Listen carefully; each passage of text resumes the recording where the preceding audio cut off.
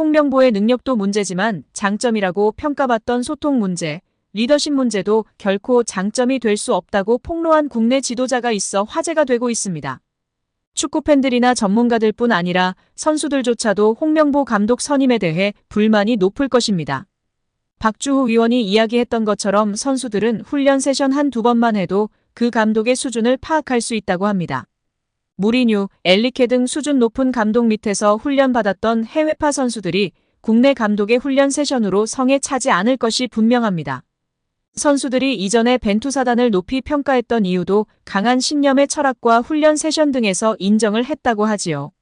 전술과 기술적 능력도 떨어지는 홍명보 감독에게 30억 원 가까이 연봉을 지급하는 멍청한 협회에게 열불이 나서 쓰러지기 일보 직전입니다. 최근 유로 우승 스페인 감독 연봉이 세후 9억 원이라고 합니다. 스페인 감독이 9억 원이면 물론 낮은 편에 속하지만 이런 사례처럼 훌륭하고 얼마든지 좋은 감독을 데려올 수 있기 때문에 유로 끝나고 코파 끝나고 더 알아볼 수 있었는데 그냥 의지가 없었던 것입니다. 홍명보의 능력도 문제지만 장점이라고 평가받던 소통 문제, 리더십 문제도 결코 장점이 될 수 없다고 폭로한 국내 지도자가 있어 화제가 되고 있습니다. 위르겐 클린스만 전 감독이 경질된 후 임시 사령탑 체제로 돌아가던 시기에 축구대표팀 스태프로 합류한 한 지도자 A씨는 유럽파가 감독에게 가장 원하는 요소로 소통을 꼽았습니다. A씨는 나도 국내 지도자로 선수들이 해외 감독을 원하는 분위기에 반감이 컸다면서 하지만 내부에 들어가 직접 부딪혀보니 이유가 있더라. 마냥 편하고 싶어서 외국인을 원하는 게 아니었다고 소회를 밝혔습니다. 그러면서 그 친구들 나름대로 합리적인 요구를 하면서 감독이 들어주는 소통 구조를 원하더라. 내용을 들어보면 결코 비합리적이거나 무리한 요구가 아니다. 충분히 할 만한 얘기를 하더라. 아무래도 선수들은 국내 감독의 경우 그런 식의 소통이 어렵다고 생각하는 게 아닌가 싶다고 말했습니다. 축구대표팀은 유럽파 전성시대에 접어들었습니다. 캡틴 손흥민을 필두로 이강인, 김민재, 황희찬, 이재성 등 빅리그에서 활약하는 선수가 팀의 중심으로 자리 잡은 지 오래입니다. 이들은 선진적인 훈련과 전술, 유럽식 소통 방식에 익숙한 선수들입니다. 대놓고 말은 못해도 외국인 지도자를 선호하는 것도 이 때문입니다. 수직적인 스타일의 한국 감독과 보이지 않는 벽이 존재할 수밖에 없습니다. 한국 지도자는 여전히 상명하복식 지도에 익숙한 게 사실입니다. 대표팀 지휘봉을 잡은 홍 감독은 전형적인 카리스마형 리더입니다. 현역 시절의 아우라와 지도자로 성과, 선수단을 장악하는 리더십이 장점으로 꼽힙니다. 홍 감독의 이게 팀이야 한마디에 선수들이 긴장하고 집중력을 끌어올리는 장면이 그의 스타일을 대변합니다. 이제는 시대가 달라졌습니다. 마냥 카리스마로 선수를 휘어잡는 시대가 아닙니다. 유럽파가 다수인 대표팀에서는 더 그렇습니다. 아무리 홍 감독이라 해도 밀어붙이는 리더십으로는 팀 분위기를 장악하기 어렵다는 게 대표팀 내부를 잘 아는 관계자의 일관한 견해입니다. 말도 안 되는 하지도 못하는 해명하지 마시고 속히 사퇴하시기 바랍니다. 여기에 대한축구협회 노동조합 운영위원회가 정몽규 회장 사선 불출마 선언과 김정배 부회장 사퇴를 강력히 요구하며 화제입니다.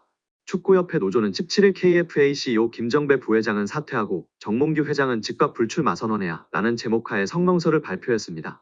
성명서에 따르면 축구협회는 지난해 3월 승부조작 비리 축구인 사면 파동 이후 위기 수습체계 하나로 문화체육관광부 차관 출신 김정배 부회장을 대한축구협회 실무 총책임자로 앉혔습니다. 김 부회장이 오면서 축구인 출신들이 원천적으로 배제됐습니다. 협회 조직에서 축구인 출신과 비출신 간의 견제와 균형이 무너졌고 각종 논란에 불씨가 됐습니다. 노조는 선임 당시에도 잘못된 결정은 정몽규 회장이 했는데 엉뚱하게 축구인 부회장 혹은 전무이사를 선임하지 않는 방식으로 조직을 개편하면서 논란이 일었다면서 주원이는 정 회장의 잘못된 결정인데 축구인들의 제19 감사기로 뒤집어 씌워 축구인들의 목소리를 아예 안 듣는 식으로 해법을 내놓은 것이라고 꼬집었습니다. 그러면서 김 부회장의 역할에 있어서도 사실상 허수아비였다는 것이 노조의 주장이 있습니다. 노조는 강도 높은 문제부 감사를 2달여 겪으면서 직원들은 한 목소리로 협회 내 컨트롤 타워가 없다고 아우성이었다면서 문제부 출신이니까 김정배 부회장이 키를 쥐고 어떻게 대응하고 후속 조치는 어떻게 해야 할지 등을 하지 않을까 하는 기대가 있었는데 놀랍도록 아무 역할이 없었다는 전언이라고 전했습니다. 이어 우리 협회를 향한 여론이 점점 악화되자 이번 감사 전부터도 본인은 곧 떠날 사람이나 남을 직원들이 잘 대응하라는 식으로 말했다고도 알려졌다며 오히려 문제부 차관 출신이라는 정관을 이용해 본인만 책임을 피하려는 행태에 우리 직원들은 큰 실망을 감출 수 없었다고 덧붙였습니다. 지난 7월 홍명보 감독 선임 과정에서도 김 부회장이 총책임자였다고 폭로했습니다. 노조는 이임생 총괄이사가 기술적으로야 주도했지만 세부 계약 조건 등은 김정배 부회장이 총책임자였는데 그 어느 보도에도 그의 이름 세 글자는 찾아볼 수가 없었다며 이임생 기술이사가 협상 권한이 있다고 그의 등을 떠민 것도 바로 김정배 부회장으로 알려졌고 정 회장이 전력강화위원회를 다시 구성하자고 한 지시를 무시하고 문제없다고 밀어붙인 이도 그로 알려졌다고 알렸습니다.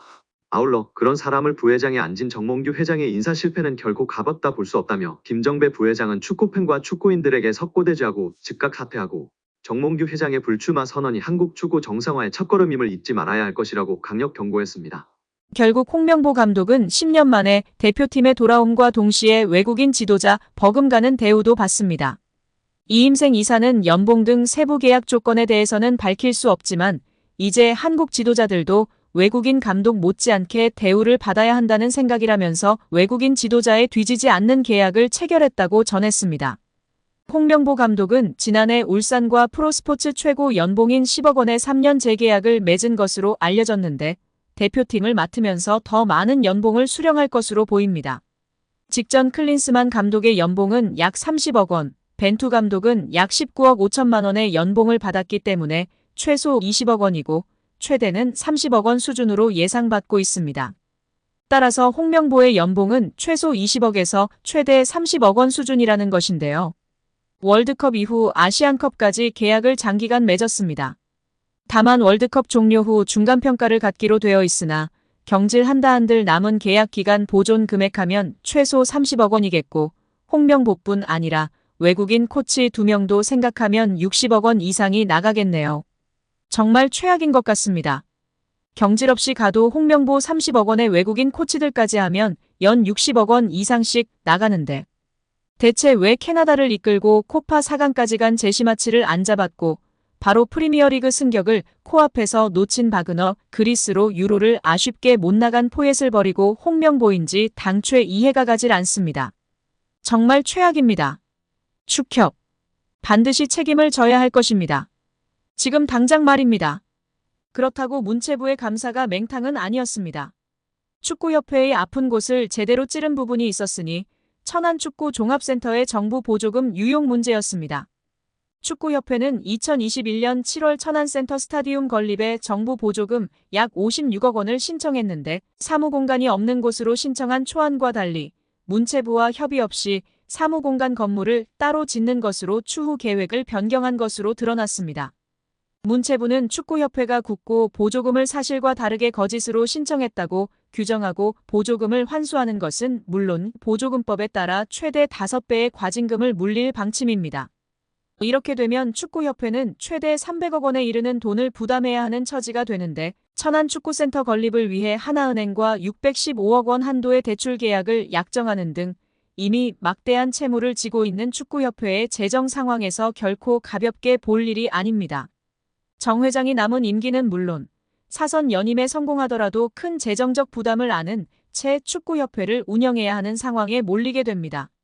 문체부 고위 관계자는 아직 굳고 보조금 관련 어느 정도 과징금이 책정되는지 정확히 결정된 것은 없다. 원금 56억 원 전체를 환수할지 여부부터 심의해야 하는 상황이다라며 과징금의 정확한 규모에 대해서는 여지를 남겼다. 다만 정몽규 회장이 정부의 징계 조치에도 불구하고 사선 도전을 강행한다면 이른바 괘씸죄를 적용해 액수는 커질 수 있다는 전망도 나오고 있습니다.